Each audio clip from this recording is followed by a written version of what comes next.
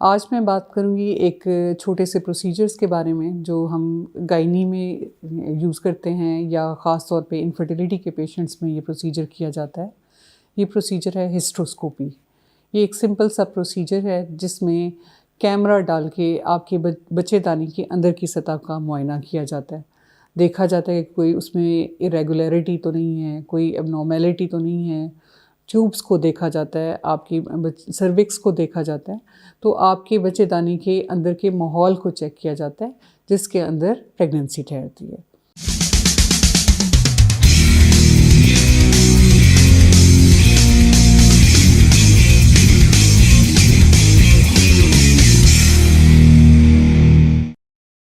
अस्सलाम वालेकुम, मेरा नाम डॉक्टर सबाहत खान है। मैं डॉक्टर्स हॉस्पिटल लाहौर में as consultant obstetrician gynaecologist and IVF specialist practice करती हूँ। ये एक सिंपल सा प्रोसीजर है जो कि तकरीबन 20-25 मिनट में हो जाता है। इसको एनेस्थीसिया दे के किया जाता है और इस प्रोसीजर में हम कैमरा आपके विजाइना के थ्रू सर्विक्स यानी बच्चेदानी के मुंह से नीचे से हम एंटर करते हैं और फिर बच्चेदानी के अंदर उसका मुआयना करते हैं। इस प्रोसीजर में कोई कट नहीं है, कोई पेन नहीं है, कोई स्टिच नहीं लगता इसमें, तो इसमें हम मुआयना करते हैं। किन कंडीशंस में हम रेकमेंड करते हैं कि हिस्ट्रोस्कोपी की जाए?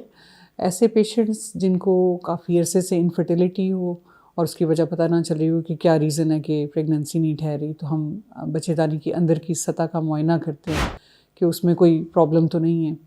ऐसे पेशेंट्स जिनमें पॉलिप हो तो पॉलिप को भी रिमूव किया जाता है। जिनमें फाइब्राइड हो जो अंदर की तरफ बच्चेदानी के अंदर की तरफ हो और जो प्रेगनेंसी करने में प्रॉब्लम कर रहा हो या बाज़-औक़ात हैवी ब्लीडिंग कर रहा हो, तो उस केस में भी हम रेकमेंड करते हैं कि हिस्ट्रोस्कोपी के ज़रिए मुआयना किया जाए और उसको रिमूव किया जाए।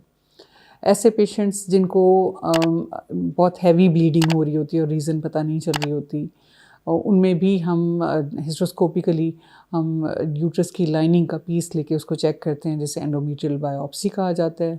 ऐसे पेशेंट्स जिनमें सर्विक्स यानी बार बार मियाँ बीवी के मिलाप से ब्लीडिंग हो रही हो, जिनको कोई बच्चेदानी की एबनॉर्मेलिटी हो यानी कोई बनावट में कोई नुक्स हो, ये चेक करने के लिए कि कोई सेप्टम तो नहीं है, कोई अंदर कोई ट्यूब की बच्चेदानी की कैविटी जो है वो नॉर्मल है, इस काबिल है कि उसके अंदर प्रेगनेंसी ठहर सकती है, तो ऐसे सब केसेस में हम हिस्ट्रोस्कोपिक एग्जामिनेशन रेकमेंड करते हैं। और अगर इसमें कोई एबनॉर्मेलिटी डिटेक्ट होती है तो हिस्ट्रोस्कोपिकली यानी नीचे से विजाइना के थ्रू ही अप्रोच करके हम उसको उस एबनॉर्मेलिटी को ठीक कर देते हैं। यानी अगर कोई पॉलिप है उसको रिमूव कर देते हैं, फाइब्राइड है उसको रिमूव कर देते हैं, अगर कोई सेप्टम है उसको हम सेप्टम को काट के कैविटी को नॉर्मल शेप दे देते हैं और ये बाद में फिर कंसेप्शन में हेल्पफुल होता है।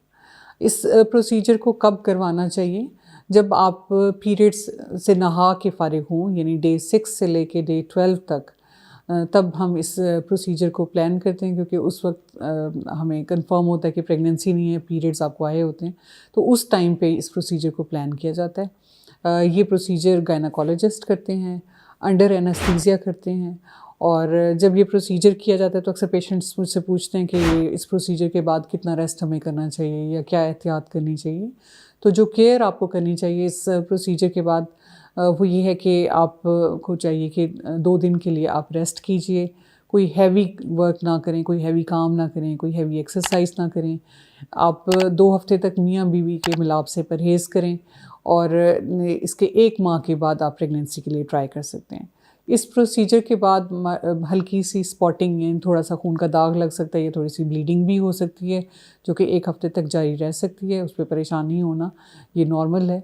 और इसकी डायग्नोसिस जब हम इस प्रोसीजर के ज़रिए जो डायग्नोसिस कर देते हैं और उसको करेक्ट कर देते हैं तो उससे फीमेल्स के ब्लीडिंग के डिसऑर्डर्स, इनफर्टिलिटी के इश्यूज़ काफ़ी हद तक रिजॉल्व हो जाते हैं। ये एक इम्पॉर्टेंट टेस्ट है, तो उसके बारे में आज मैंने आपसे बात की। शुक्रिया।